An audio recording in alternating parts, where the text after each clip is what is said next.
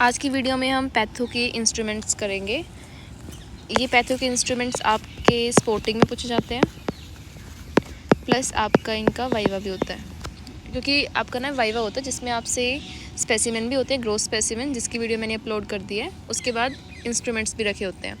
इसके अंदर आपकी जो भी वायल्स हैं सारी EDTA वगैरह वाली, वैक्यूटेनर्स जितने भी हैं वो, निडल्स वगैरह होगी, aspiration needle, biopsy needle, bone marrow की, ठीक है, ये RBC WBC पिपेट्स, ये सब होते हैं। तो आप इनको पहचान तो लोगे, बट इसके बाद जो टीचर क्वेश्चंस पूछते हैं उनमें हम अटक जाते हैं। तो वो सारे क्वेश्चंस मैं अभी डिस्कस करूँगी, प्लस वो सारे स्पेसिमेंस, जिससे आपके स्पोर्टिंग एंड वाइवा सब कवर हो जाएगा।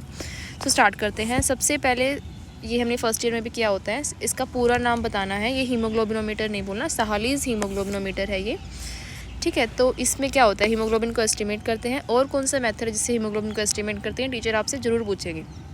गोल्ड स्टैंडर्ड होता है हमारे पास सिन मिथ हीमोग्लोबिन मेथड। उसके बाद इनमें से एक दो नाम याद करें, जैसे ऑटोमेटेड तो आजकल चल ही रहे हैं, एल्कली हीमेटिन मेथड हो गया, ऑक्सी हीमोग्लोबिन मेथड होगा। नॉर्मल रेंज याद करनी है 13 to 18 gram% in males and female में 12 to 16। अब टीचर पूछेंगे आपसे कि ठीक है, हीमोग्लोबिन मेजर कर लिया, आप किन कंडीशंस के अंदर ये बढ़ता है और किन में कम होता है। इंक्रीज़ कब होगा, हाई एल्टीट्यूड। अब आप पहाड़ों पे जाओगे तो वहाँ पे ऑक्सीजन का लेवल कम है, तो हाइपोक्सिया की वजह से अपनी बॉडी में वही एरिथ्रोपोइटिन सिक्रीट होना स्टार्ट हो जाता है। देन फिर फर्दर हीमोग्लोबिन बढ़ जाता है। स्मोकिंग हो गया, पॉलीसाइथीमिया, RBC बढ़ जाते हैं, ऑब्स्ट्रक्टिव लंग डिजीज। अब कम किस में होगा, एनीमिया में कम होगा, प्रेगनेंसी में कम होगा, लेड पॉइजनिंग में। क्यों? क्योंकि लेड क्या होता है, माइटोकॉन्ड्रियल टॉक्सिन होता है। तो ये क्या करेगा, अब जो हमारा हीमोग्लोबिन बनता है तो उसके आई थिंक लास्ट स्टेप में माइटोकॉन्ड्रिया में बनता था हीमोग्लोबिन, तो उसका टॉक्सिन है तो ये बनने नहीं देगा उसको। किडनी डिजीज़ में क्यों होगा, क्योंकि किडनी क्या सिक्रेट करती है, एरिथ्रोपोइटिन। एरिथ्रोपोइटिन एक हार्मोन है जो फर्दर हमारा RBC हीमोग्लोबिन को बढ़ाता है। अगर इसकी डिजीज़ होगी तो ये बनेगा नहीं बनेगा तो हीमोग्लोबिन कम हो जाएगा। इतना ही आपको करना है सालीस हीमोग्लोबिनोमीटर के बारे में। इसका प्रोसेस आपने फर्स्ट ईयर में पढ़ा होता है, वो आपको याद ही होगा। नेक्स्ट आता है WBC एंड RBC पिपेट। सबसे पहले टीचर पूछेंगे आपने पहचानना कैसे, तो हम बताएंगे यहाँ पे वाइट कलर का बीड होता है। फिर आपसे पूछेंगे वाइट बीड के 3 फंक्शन बताओ। एक फंक्शन हमें पता होता है कि आइडेंटिफिकेशन, ठीक है। दूसरा फंक्शन भी हमें पता होता है कि मिक्सिंग करना। थर्ड फंक्शन हमें नहीं पता। थर्ड फंक्शन क्या होता है कि ये बताता है कि जो हमारी पिपेट है कि वो ड्राई है कि वेट है। क्यों? अगर तो वो वेट होगी तो ये अपना बीड है ये वॉल के ऊपर चिपक जाएगा। अगर वो ड्राई होगी तो वो चिपकेगा नहीं और वो अंदर फ्री होगा, ठीक है। सेकंड थिंग, इसमें रीडिंग 0.5, 1 एंड 11, कहाँ तक हमने ब्लड को इसके अंदर फिल करना है, कहाँ तक हमें, वो सारा आपने फर्स्ट ईयर में पढ़ा होता है। यहाँ पे आपके आइडेंटिफिकेशन और ये बीड के फंक्शन। इसके अंदर टक्स फ्लूइड होता है, डाइल्यूशन फ्लूइड, उसमें हमारे कंपोनेंट्स हमसे पूछते हैं। इसमें होता है ग्लिसरॉल एसिटिक एसिड, ठीक है, जो RBC को हिमोलाइज कर देगा, क्योंकि हमें देखने तो WBC है ना। जेंशन वॉलेट होता है जो न्यूक्लियस को स्टेन करेगा, एक डिस्टिल वाटर होता है। इसका काम क्या होता है, WBC को मेज़र करना। नॉर्मली WBC कितने होते हैं, 4000 to 11000 होते हैं इसकी रेंज, ये ना रट लेना, 4K to 11K। WBC को काउंट करना, RBC को काउंट करना जब अनीमिया में RBC का काउंट कम होता है ना, तो फिर हम इससे काउंट कर सकते हैं। प्लेटेट काउंट हो गया, स्पर्म काउंट हो गया। इसकी जब हम कैलकुलेशन करते हैं तो वहाँ पर जो लास्ट में डाइल्यूशन फैक्टर है इसका वो 20 होता है, ओके। नेक्स्ट है RBC पिपेट, इसमें रेड कलर का बीड होता है। इसकी भी वही 3 फंक्शन है। मार्किंग इसकी 0.5, 1 एंड 101 होता है। डाइल्यूशन फ्लूइड इसका हेम्स फ्लूइड होता है। इसकी कंपोजिशन मर्क्यूरी क्लोराइड होता है, HgCl2 मर्क्यूरी क्लोराइड, वो क्या है, that is antiseptic. Sodium sulphate होता है, Na2SO4, वो RBC को एग्रीगेट नहीं होने देता, मतलब उनको दूर दूर रखता है RBCs को। नेक्स्ट होता है NaCl, वो आइसोटोनिसिटी मेंटेन रखता है। इसका यूज़ का होगा RBC काउंट, ठीक है। सेकंड होगा WBC count in leukaemia. Leukaemia में क्या होता है, काउंट बढ़ जाता है ना, WBC लैक्स में काउंट हो जाता है, तो वो हम इस RBC पिपेट से कर सकते हैं। नेक्स्ट है स्पर्म काउंट। ये होता है हमारा न्यूबार चैम्बर, जहाँ पे हम इन पिपेट्स में वो करके फिर लेके ब्लड वगैरह, तो यहाँ पे इसको चार्ज करते हैं, कवर स्लिप लगाते हैं इसके ऊपर, फिर माइक्रोस्कोप के अंदर देखते हैं। अब न्यूबार चैम्बर को अगर हम देखें अच्छे से, इसके अंदर इतना ऐसा दिखता है हमें। ये जो साइड वाले हैं ये हमारे होते हैं WBC के लिए, ठीक है, ये WBC स्क्वायर होते हैं। इन पे ना हमें काउंट करना होता है। हमने फर्स्ट एड में ना बड़े अच्छे से इसको किया होता है। नेक्स्ट ये सेंटर वाला है ना, इसके अंदर एक ये वाला स्क्वायर, ये वाला और सेंटर वाला, यहाँ पे हम करते हैं RBC काउंटिंग इन 5 स्क्वायर्स के अंदर।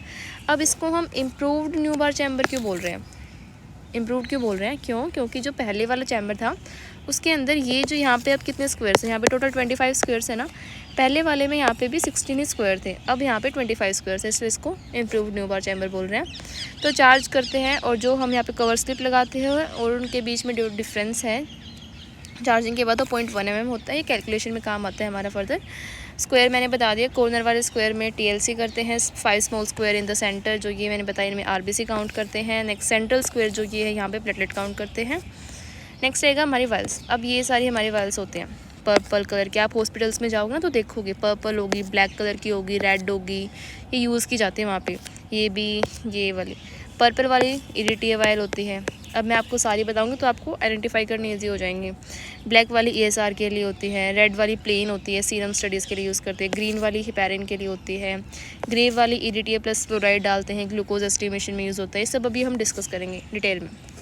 ये है हमारी EDTA वायल, आपकी स्पोर्टिंग में रखी जाती है। अगर आप दिमाग लगाओ तो इसके ऊपर लिखा भी होता है EDTA वगैरह, तो उससे भी आपको आइडेंटिफाई हो जाएगा। पर वो तो हो गया, उसके बाद के क्वेश्चंस कहाँ इसको यूज़ करते हैं वो भी तो पूछेंगे ना, तो वो उसके लिए हम देखते हैं। इसके अंदर होता है डाई सोडियम या फिर ट्राइस पोटेशियम या फिर डाई पोटेशियम, ठीक है। तो ट्राई पोटेशियम ज़्यादा सोल्यूबल है तो उसको ज़्यादा यूज़ किया जाता है। ये क्या करता है, ये ब्लड को क्लोट नहीं होने देता, क्योंकि जब हम टेस्ट करते हैं, हमने ब्लड पेशेंट से निकाल लिया, हम इस वायल में डाल देंगे, ब्लड क्लोट नहीं होगा, हम वहाँ पे फिर उसकी हिमैट के जो भी RBC WBC काउंट है वो सब हम कर लेंगे। अगर हमने ये वायल ना यूज़ की, प्लेन वायल यूज़ कर ली जैसे कि रेड वाली, तो उसके अंदर ब्लड क्लोट हो जाएगा। क्लोट होने के बाद फिर हमें RBC WBC काउंट का पता नहीं लगेगा एक्चुअली, क्योंकि ब्लड में क्लोटिंग हो जाएगी, ठीक है। तो ये स्टैंडर्ड हेमाटोलॉजिकल एंटीकोएगुलेंट होता है EDTA। Haemoglobin, RBC WBC, platelet, PCV, retic count होता है, रेटिक्लोसाइट काउंट, इनको हम मेज़र करते हैं। और ये हमारा doesn't affect size and number of cells, so हम इसका जो काउंट है वो इजीली कर सकते हैं। ये WBC RBC WBC count. Okay, next आएगी हमारे पास ट्राइसोडियम सिट्रेट। इसमें दो होती है, एक होता है ब्लू कलर की, एक होती है ब्लैक कलर की। ये क्या करती है, कैल्शियम से कंबाइन करते हैं, उसको रिमूव कर देते हैं। अब आपको एक याद रखना है कि जो ब्लू वाली है उसको हम यूज़ करते हैं कोएगुलेशन स्टडीज़ के लिए, और जो ब्लैक वाली है उसको यूज़ करते हैं ESR के लिए। इसका एक रेशियो है 1:4, इसका है 1:9, ठीक है। 1 क्या है एंटीकोएगुलेंट और 4 क्या है हमारे पास ब्लड, मतलब 1:4 ये है और ये। मेरे पास फाइनल्स के वाइवा में ब्लैक वाली मैम ने पूछी थी, मैंने बताया ट्राइसोडियम सिट्रेट ESR को मेज़र करने के लिए, एंड इसका रेशियो 1:4, बस इतना ही मैंने बोला। मैम ने आगे कुछ पूछा नहीं, क्योंकि यही अगर आप जो मेन पॉइंट्स है अगर आप वाइवा में वही बताओगे ना तो फिर टीचर आपसे आगे कुछ पूछते ही नहीं है। एंड ये ब्लू वाली कोएगुलेशन स्टडीज़ के लिए, बस ख़त्म।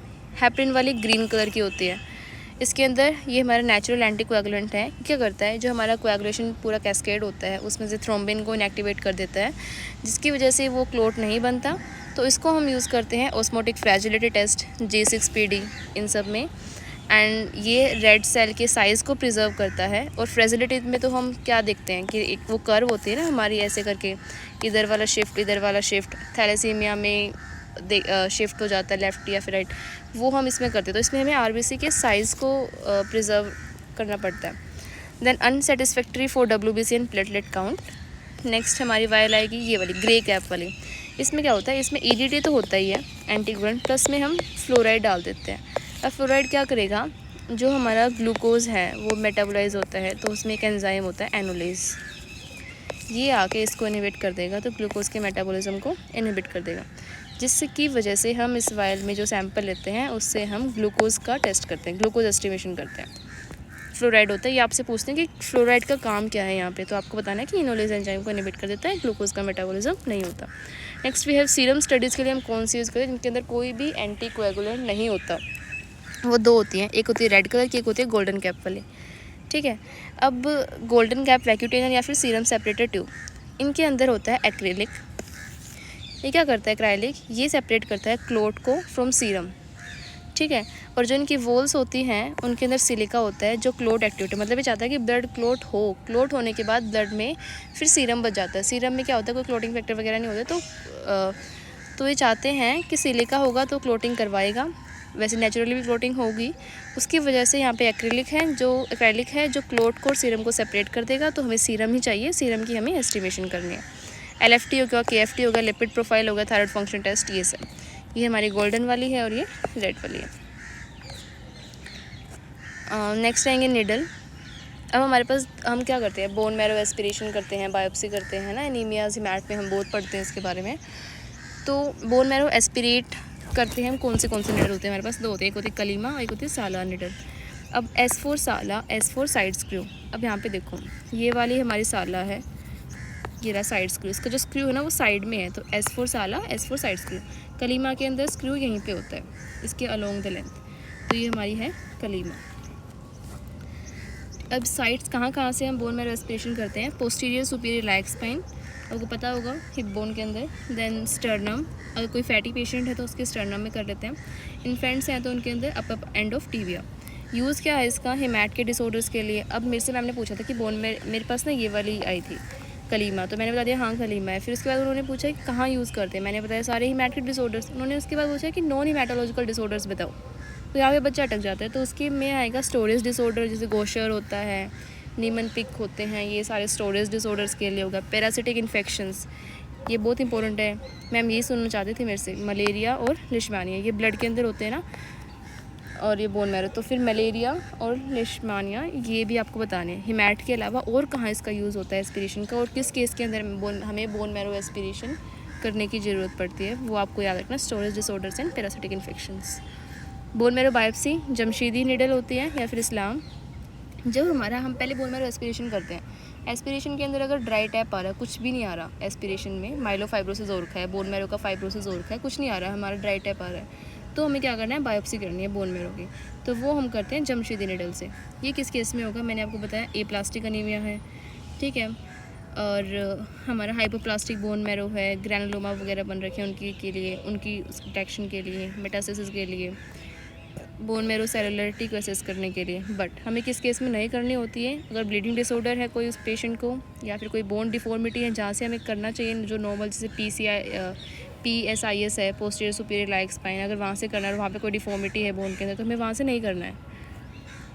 ये हमारी लंबर पंचर निडल है, जो हम CSF के सैंपल के लिए करते हैं, मेनिंजाइटिस वगैरह डिटेक्ट करने के लिए, या फिर और भी। ये हमारा ESR एरिथ्रोसाइट सेडिमेंटेशन रेट होता है। ये हमारा एक सी रिएक्टिव प्रोटीन होता है, जो कब होता है? कोई भी इन्फ्लेमेटरी कंडीशन होगी, इम्यून सिस्टम एक्टिवेट होगा, वो लीवर से साइटोकाइंस वगैरह रिलीज़ करवाएगा और कुछ सी रिएक्टिव प्रोटीन्स रिलीज़ कराएगा, जिससे कि हमारा फिब्रिनोजन होगा, ठीक है, और फिर मतलब और भी सी रिएक्टिव ESR हो गया, ये सब इनको इंक्रीज़ करवा देगा इन्फ्लेमेटरी कंडीशंस के अंदर। इसको मेजर करने के लिए हमारे पास दो मेथड होते हैं, एक होता है वेस्टरग्रीन, एक होता है विंट्रोप्स। वेस्टरग्रीन नाम भी बड़ा है तो ये भी, इसका साइज़ भी बड़ा होता है। विंट्रोप्स छोटी होती हैं। वेस्टरग्रीन में दोनों साइड से ओपन होती है, इट इज़ पिपेट, और विंट्रोप्स हमारी ट्यूब है, वो एक ही साइड से ओपन होती है, ठीक है। सेकेंड थिंग, इसकी मार्किंग्स देखते हैं। 300 mm लॉन्ग होती है हमारी ये वाली, और ये हमारी होती है 11 सेंटीमीटर, मतलब 30 सेंटीमीटर 11 सेंटीमीटर लॉन्ग होती है। 0 to हमारी ये इसकी मार्किंग होती है सारी। अब जो विंट्रोप्स, इनके बारे में हम भी थोड़ा डिटेल में देखेंगे आगे। पहले देख लेते हैं कि RBC ESR में कैसे क्या होता है। इसकी 4 स्टेज होती हैं, वाइवा में आपसे पूछी जाएंगी। सबसे पहले हमारा बनता है रूले फॉर्मेशन RBCs का, फिर बनेंगे फाइन थ्रेड्स, फिर RBC का रैपिड फॉल होगा, फिर नीचे जाके पैक हो जाएंगे। जितना इसको ये टाइम लगा है, एरिथ्रोसाइट सेडिमेंटेशन रेट, किस रेट से वो नीचे आ रही है RBCs, वो है ये रेट, ठीक है। नेक्स्ट रहेगा हमारे पास वेस्टरग्रीन पिपेट। ये हमारी दोनों एंड से ओपन होती है, 30 सेंटीमीटर लॉन्ग होती है, 2.5 mm का इसका डायमीटर होता है। टॉप टू बॉटम इसके अंदर मार्किंग होती है, क्योंकि हमारी RBC ऊपर से नीचे की तरफ, ऐसे ऊपर से नीचे की तरफ फोल्ड कर रही है, तो टॉप टू बॉटम इसकी मार्किंग होती है। ये विंट्रोप से एक्यूरेट है। और सैंपल हमने पेशेंट से जो सैंपल लेना है, मैंने आपको बताया था कि ट्राइसोडियम सिट्रेट में एक होती है ब्लैक कलर की वायल, एक होती है हमारी ब्लू कलर की वायल, ठीक है। ब्लैक हम यूज़ करते थे ना, ब्लू वाली तो एंटी कोएगुलेशन स्टडीज़ के लिए, ब्लैक वाली हम यूज़ करते थे ESR के लिए, जिसमें अंदर 1:4 होता है। तो उसका यूज़ यहाँ पे है वेस्टरग्रीन पिपेट के अंदर, जो सैंपल हम डालते हैं वो इस वायल से आता है। विंट्रोप्स होगी, छोटी छोटी होती है, 11 सेंटीमीटर की होती है, ये 2.5 mm इसका बोर होता है, मतलब डायमीटर होता है। मार्किंग्स इसके अंदर टॉप टू बॉटम तो वही ESR की होगी, बट इसकी एडवांटेज क्या है कि इसके अंदर PCV भी मेजर हो जाता है, ठीक है। और उसके बाद आएगा packed cell volume, then sample collected, हम कौन सी वायल का सैंपल डालते हैं, EDTA वाला डालते हैं इसके अंदर। अब ESR कब बढ़ेगा? TB एक क्रोनिक इन्फ्लेमेशन कंडीशन है, उसकी वजह से क्रोनिक इन्फ्लेमेशन, उसकी वजह से हमारे इम्यून सिस्टम एक्टिवेट होगा, लीवर से हमारे साइटोकाइंस वगैरह रिलीज़ होंगे, मतलब वही C reactive proteins and fibrinogen वगैरह रिलीज होगा। अब फिब्रिनोजन क्या करता है, आरबीसी को कोट कर लेता है, उनको स्टिकी बना देता है, वो चिपक जाती हैं एक दूसरे के साथ, तो उनका रैपिड एकदम से फॉल हो जाता है। तो फिर ये सर हमारा बढ़ जाता है, उनका फॉल होता है, इसकी वजह से ये सर बढ़ जाता है। क्रोनिक इन्फ्लेमेटरी कंडीशन होगी, जैसे बताया मल्टीपल माइलोमा में क्या होता है, ऐसे रूले फॉर्मेशन हो जाता है मल्टीपल माइलोमा के अंदर। डिक्रीज़ कब होगा, जब आरबीसी काउंट ही का मतलब ज़्यादा हो रखा है, पॉलीसाइथेमिया वगैरह। सिक्कल सेल में आरबीसी ऐसे हैं, सिक्कल शेप अटक जाती है। Then hyper फाइब्रोसिनेमिया। यूरिनोमीटर, ये है यूरिनोमीटर, ये काफ़ी इंपॉर्टेंट है। इसके ऊपर ना काफ़ी अच्छे क्वेश्चंस बन सकते हैं यूरिनोमीटर के ऊपर। हमें बस इतना पता होता है कि urinometer specific gravity of urine को मेज़र करता है, नॉर्मल वैल्यू ये होती है, बस इतना ही पता होता है। बट इसके बारे में काफ़ी इंपॉर्टेंट क्वेश्चंस होते हैं। सबसे पहले हमें क्या करना है, ये जो बाहर वाला ग्लास आपको दिख रहा है, इसके अंदर यूरिन भर लेना है, मतलब मिडल से तक। फिर ये यूरिनोमीटर है, इसको जब इसके अंदर डालते हैं, पहली बात तो ये वॉल्स को टच नहीं करना चाहिए, ठीक है। जब इसके अंदर डालते हैं तो ये क्या करता है, फ्लोट करता है। क्यों? क्योंकि यूरिन की डेंसिटी ज़्यादा होती है एज़ कम्पेयर टू वाटर, और यूरिनोमीटर को हमने कैलिब्रेट किया होता है 20 डिग्री सेल्सियस के ऊपर। तो आपको सबसे पहले बताना है कि हमें यूरिनोमीटर में स्पेसिफिक ग्रेविटी चेक करने से पहले रूम टेम्परेचर देखना है। अगर तो टेम्परेचर 20 ही है तो ठीक है, अगर उससे ज़्यादा है या उससे कम है, ओके। तो अगर हम यहाँ पे एक आते हैं कि फॉर एवरी 3 डिग्री राइज, अगर रूम का टेम्परेचर 23 डिग्री सेल्सियस है, तो हमें क्या करना है, जो भी हमारी वैल्यू आएगी यूरिनोमीटर में, उसमें 0.001 ऐड कर देना है। अगर हमारा रूम का टेम्परेचर 17 है तो जो भी वैल्यू है उसमें 0.001 सब्ट्रैक्ट कर देना है, क्योंकि यूरिनोमीटर ये वाला 20 डिग्री सेल्सियस पे कैलिब्रेट है। तो for every 3 degree rise in temperature 0.001 add करना है, और अगर टेम्परेचर 3 डिग्री से कम हो रहा है, फॉल कर रहा है, तो 0.001 सब्ट्रैक्ट कर देना है, ठीक है। ये पॉइंट हमें याद है ना, टेम्परेचर वाला। ये आप टीचर को बताओगे तो मतलब नहीं आता होता, बच्चों को नहीं पता होता इस पॉइंट के बारे में। नेक्स्ट आएगा हमारे पास रैंडम सैंपल में normal values 1.003 to 1.030। 24 hour urine sample में ये होती है इसकी वैल्यू। अब एक चीज़ होती है आइसोस्थेन्यूरिया। अगर आपने ये बता दिया तो टीचर आपसे पूछेंगे व्हाट इज़ आइसोस्थेन्यूरिया, या फिर क्रोनिक रीनल फेलियर में क्या हो जाता है। जब क्रोनिक रीनल फेलियर क्या होता है, एंड स्टेज रीनल फेलियर होता है ना, उसके अंदर किडनी यूरिन इतनी ख़राब हो जाती है कि वो यूरिन को बिल्कुल ही कंसनट्रेट नहीं कर पाती। मतलब कि जो प्लाज्मा है, जो प्लाज्मा की स्पेसिफिक ग्रेविटी है, वही यूरिन की स्पेसिफिक ग्रेविटी हो जाती है। जनरली तो किडनी को कंसनट्रेट करते हैं ना यूरिन को, उसमें से वाटर को निकाल लेती है, आयंस को निकाल लेती है, तो कंसनट्रेट हो जाती है यूरिन, तो उसकी specific gravity as compare to water बढ़ जाती है। बट इस केस में क्या हो रहा है, किडनी फेल हो चुकी है, वो कंसनट्रेट नहीं कर रही यूरिन को, सो उसकी specific gravity same as that of plasma, and वो है 1.010, ठीक है। नेक्स्ट आएगा हमारे पास, अब एक और चीज़ के ऊपर भी यूरिनोमीटर की वैल्यूज़ डिपेंड करती है, that is glucose and protein estimation.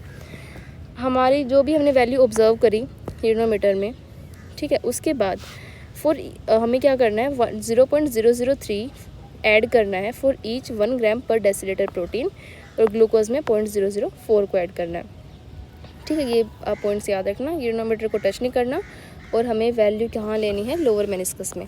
अब यहाँ पे हमारी वी ग्रेडिंग होती है, यहाँ पे वैल्यूज़ आती है, तो जो लोअर वाला मेनिस्कस है यहाँ पे ये वाली वैल्यू हमें लेनी है, ओके।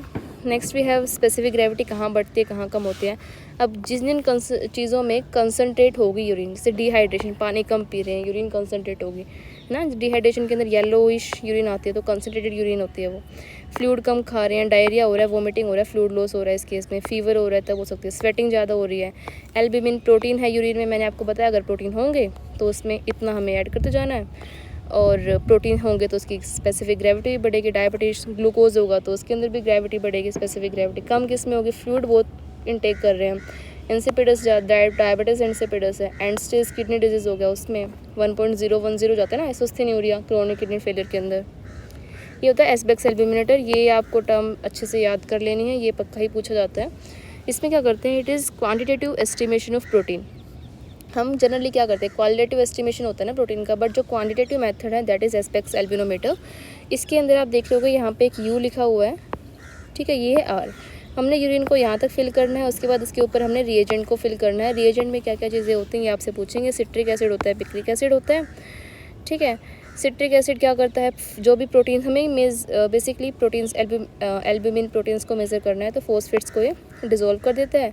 देन नॉर्मली कितना होता है, 150 mg/24 आवर प्रोटीन होता है इसके अंदर। माइक्रो एल्ब्यूमिन्यूरिया कब बोलते हैं, ये तो आपसे थ्योरी में ही पूछा जाता है, वैसे वाइवा में 30 to 300 mg/24 आवर। और नेफ्रोटिक सिंड्रोम में 3.5 ग्राम से ज़्यादा हो जाता है प्रोटीन तो नेफ्रोटिक सिंड्रोम है। ये ग्राम्स हैं और ये mg है, याद रखना। और नेफ्रोटिक में लेस देन 3.5 ग्राम पर 24 आवर। ये निडल विद सिरिंज, ये निडल है, ये सिरिंज है, सॉरी ये निडल है और ये सिरिंज है, ठीक है। और इसका हैंडल है, प्लंजर वगैरह। ये ब्लड को विड्रॉ करने के लिए, फिर उसके बाद वायल्स वैक्यूटेनर्स में ब्लड को डालते हैं, फिर उसके बाद फर्दर टेस्ट करते हैं टू परफॉर्म द FNAC और बोन मैरो एस्पिरेशन के लिए। देन आएगा FNAC हैंडल है, इसको हम फ्रेंचन हैंडल भी बोलते हैं। FNAC का प्रोसीजर करते हैं, कहाँ करते हैं? FNAC क्या होता है? Fine needle aspiration cytology. इसको हम करते हैं जैसे ब्रेस्ट में हो गया, वहाँ के अगर ट्यूमर के बारे में हमें देखना है फिर कुछ तो उसमें कर लिया। लिम्फ नोड की FNAC होती है कॉमनली, क्योंकि TB का मेटास्टेसिस लिम्फ नोड में होता है और बाकी भी लिम्फ नोड की कोई हमें डिजीज़ के बारे में देखना है तो। देन होगा ये हमारे पास एल मोल्ड है। ये पैथो में यूज़ किए जाते हैं, किस लिए? जो टिश्यू स्पेसिमेन है उसको एम्बेड करने के लिए इन द पैराफिन वैक्स। इनको हम ऐसे लगा देते हैं, यहाँ पे टिश्यू स्पेसिमेन होता है और पैराफिन वैक्स होता है, उसके अंदर पैराफिन वैक्स के अंदर टिश्यू का जो स्पेसिमेन है वो एम्बेड हो जाता है और इसकी वजह से एक ब्लॉक्स बन जाते हैं हमारे वैक्स के ब्लॉक्स, जिसके अंदर टिश्यू का स्पेसिमेन भी होगा छोटा सा। एक एसिड्स होती हैं, ये जो हम टिश्यू की प्रोसेसिंग करते हैं तो उस टाइम इनको यूज़ करते हैं। ये परफोरेटेड होती हैं, प्लास्टिक की, मेटल की भी हो सकते हैं। टिश्यू के स्पेसिमेन को ये होल्ड करती हैं ड्यूरिंग प्रोसेसिंग और इसके अंदर ये परफोरेशन है जिसकी वजह से जो फ्लूइड है, जो भी हमें रिएजेंट्स हैं वो पास हो सके इसके अंदर से टिश्यू के अंदर आ सके, ठीक है। So this is all about patho के सारे इंस्ट्रूमेंट्स। उसके अंदर मैंने हर तरह से इंस्ट्रूमेंट्स को कवर किया है, स्पोर्टिंग वाले भी और वाइवा वाले भी, और जितने भी आपसे क्वेश्चन पूछे जाते हैं वाइवा में वो सभी मैंने यहाँ पे कवर किए हैं। तो बेसिकली हमने क्या पढ़ा है? हमने यहाँ पे नीडल्स पढ़ी हैं, ठीक है, सिरिंज विद नीडल हो गया, ठीक है। वहाँ से हमने क्या करना है? ब्लड को निकाल लेना है, ठीक है, निकाल लिया। उसके बाद हमने वैक्यूटेनर्स पढ़े हैं, ब्लड निकालने के बाद डालने किस में? वैक्यूटेनर्स में डालेंगे, ठीक है, वो कर लिया। उसके बाद हमने करना है टेस्ट, हमने ESR कर लिया, उनकी हमने 2 ट्यूब पढ़ ली, वेस्टरग्रीन विंट्रोप्स ट्यूब, ठीक है। RBC WBC काउंट कर लिया, WBC काउंट, प्लेटेट काउंट, वो सब देख लिया, हीमोग्लोबिन एस्टिमेट कर लिया। बेसिकली यहाँ पे हम सारे पैथो में और टिश्यू स्पेसिमेन देख लिया। जितने भी टेस्ट हैं उनके बारे में हम यहाँ पे देख रहे हैं कौन से इंस्ट्रूमेंट्स यूज़ किए जाते हैं। सो पैथो के प्रैक्टिकल में इन इंस्ट्रूमेंट से बाहर से तो शायद ही कोई आता है, इसमें मैंने ऑलमोस्ट सारे ही कवर किए हैं। Thank you.